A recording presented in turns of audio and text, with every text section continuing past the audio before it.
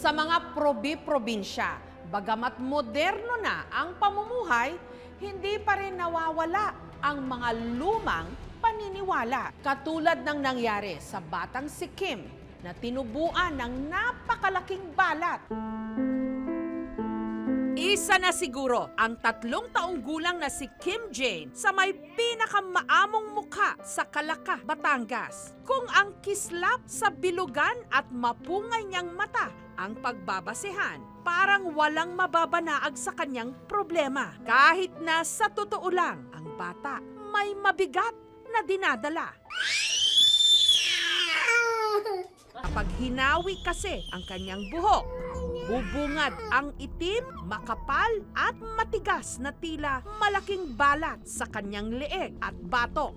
Gumapang na ito hanggang sa kanyang likuran na tinubuan din ng tila balahibo. Meron din siyang parang malalaking itim na nunal sa kanyang hita at puwetan. Tad-tad din siya ng maliliit na nunal sa buong katawan. Lalo na ho pag nangangatay, sobrang na ho pa ng bata. Yung parang hindi na ho makabaling na ganyan. Tapos nakapal ho ang balat. Pagka-araw ho, masigla ho siya. Pero pag gabi ho, wala hong sigla bata. Puro iyak ho ng iyak yun.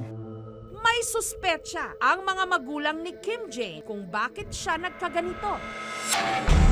Nung ipinagbubuntis pa lang daw ni Angeline ang kanyang anak, meron daw itong hindi maipaliwanag na karanasan.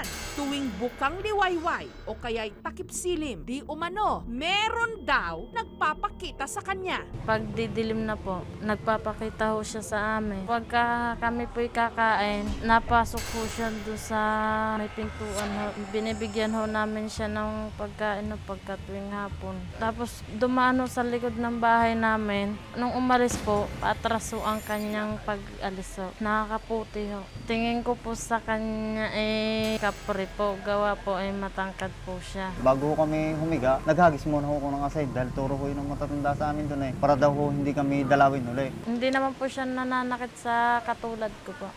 Pagkatapos naman daw ang inaakala nilang pagpaparamdam ng kapre. Si Angeline hinihimatay at nangingisay. Yung pinagbuntis ko po yung panganay ko, doon po nag-umpisa yung nawawala ng malat. Pagkatapos noon, yung harok na huli siya. Inihiga ko na uli. Hanggang sa nagkakamalay na huli siya. Hanggang isinilang na nga si Kim Jane na nababalot ng malalaki at maiitim na marka. Pares po kami, naawa po kami mag-asawa po noon. Lalo na po nung nakita ko nga na yung anak ko may balot po. Nagpunta ko ako sa nurse station. Sabi ko kung magagamot itong bata. Tapos sabi sa akin magagamot daw. Malaki pa akong kakailangan ng pera. Wala akong naman kami pera. Sa paglaki ni Kim Jane, tila buhay na lumalaki rin daw ang kanyang mga marka. Ang kinikita ni Napoleon sa panaderya, hindi naman daw sapat para maipadoktor sana ang kanilang anak. Kaya sa albularyo sila lumapit na nagsabing ang may kagagawan daw ng mga marka sa katawan ng bata ang nagpapakita kay Angeline nung ito'y nagdadalang tao.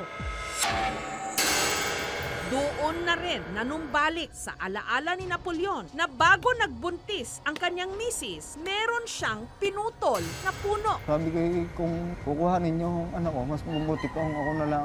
Sabi nga ako sa aming albularyo, hindi daw tatagal ng 18 taon ho ang bata, mamamatay daw ang bata dahil mababalutan ho ng itim. Naawa din po ako sa bata. Sabi po sa amin, kukuhanin po sa amin yung bata Dahil sa kondisyon nito sa balat, si Kim Jane, ganun na lang daw kung ingatan at alagaan ng kanyang mga magulang. Kahit pa araw-araw, pahirapan ang pagpapaligo sa kanya. Humahapdi raw kasi ang kanyang mga nunal kapag nababasa. Gabi-gabi rin daw itong balisa sa pagtulog, nagigising at umiiyak dahil kating-kati at hapding-hapde sa kanyang mga nunal. Nasasabi na po yung bata na ayaw na daw po niya. Awa po kami sa bata. Lagi na po sinasabi sa amin na ayaw na daw po niya noon yung nasa kanyang katawan. Ayaw. Pinapahiran na lang daw nila ang mga ito ng pinaghalong tawas at tubig. Nagbabaka sakaling baka yon ang magbibigay ng ginhawa sa kanilang anak. Nakakagaling naman po ito sa pangangatay po. Pinayuhan din daw sila ng albularyo na mag-alay lagi ng pagkain sa pinaniniwalaan nilang umaaligid sa kanilang tahanan. Sabi po sa amin ni 3 araw kung pakakainin, 3 hapon. Tapos kakausapin, hihingi ho ng tawad. Pagka meron ho ng masarap pong pagkain, aalayan daw po namin. Sinabihan din daw silang mag-alaga ng itim na baboy. Sabi po sa amin, pagka daw ho nakapanganak, kakatayin daw ho yung isang anak doon. Papatulo ho lahat ang dugo doon sa buong tinirikan ng bahay namin doon. Samantala, dahil 2017 pa nila huling ipinatingin si Kim Jane sa ospital at hindi pa rin natutukoy ang kanyang kondisyon, sinamahan sila ng aming team sa isang dermatologist. Ang tawag sa sakit ni Kim Jane, This condition is called congenital melanocytic nevi. Congenital meaning baby pa lang or nasa sinapupunan, nagkaroon na siya nito. Melanocytic means problems dun sa pigment cells natin. Then nevi meaning birthmark. Unclear yung cause niya. Nagkaroon ng mutation, baby pa lang or nandun pa lang sa sinapupunan. pero maaari raw itong magamot sa pamagitan ng skin grafting. Kapag ititreat na si Kim, kailangan surgical removal. Yun lang, given na ganyan yung case niya, nakita naman natin kung gaano kalaki yung affected area. Siyempre, kailangan mag-skin graft. Yun lang, talaga medyo expensive. Pwedeng umabot pa siya ng 500,000 and up. Mayroon kasi tayong risk for tinatawag na melanoma or cancer sa skin na involved nga yung pigments kasi nga excessive din siya. Dapat less ang exposure niya for UV rays or sun kasi ito pwedeng mag-cause ng dumami pa siya. Nagkakaroon ng paniniwala na nanuno. Yung iba sabi ni tatay nga sa kapre. Pero ang based on studies, ito galing talaga siya sa mutation. Minabuti na rin naming ipatingin pati si Angeline sa isang neurologist para ikonsulta ang biglaan niyang pangingisay. May mga seizure na natitrigger ng pagbubuntis. Although dahil sa history ng patient, nasabi dati na noong bata pa siya, nagkaroon ng tubig sa brain. So, hindi natin maalis na baka noong bata pa nagkaroon na siya ng infection sa brain. Definitely, kung nagsi-seizure ang nanay tapos nagbubuntis, makakasama yun sa bata.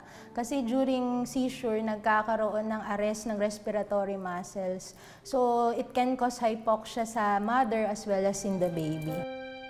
Sa isang linggo, birthday ni Kim Jane. 3 years old na siya. Niregaluhan siya ng aming programa ng mga gamot at vitamins, rechargeable na electric fan para mabawasan ang init ng kanyang pakiramdam at ang paborito niyang laruan. Sa mga nakakakita po sa amin, ay nahingi po kami ng tulong sa katulad po nila. Mahal na mahal po namin anak namin. Kahit po buhay ko po, ibibigay po ko sa kanya. Para po maranasan lang po niya yung buhay na gusto po niya. Pangarap po niya yung maging doktor.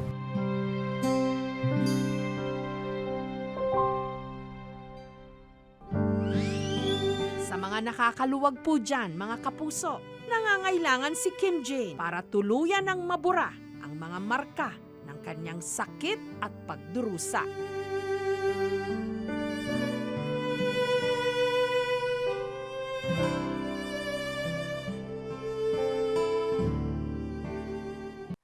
Thank you for watching, mga kapuso. Kung nagustuhan niyo po ang videong ito, subscribe na sa GMA Public Affairs YouTube channel. And don't forget to hit the bell button for our latest updates.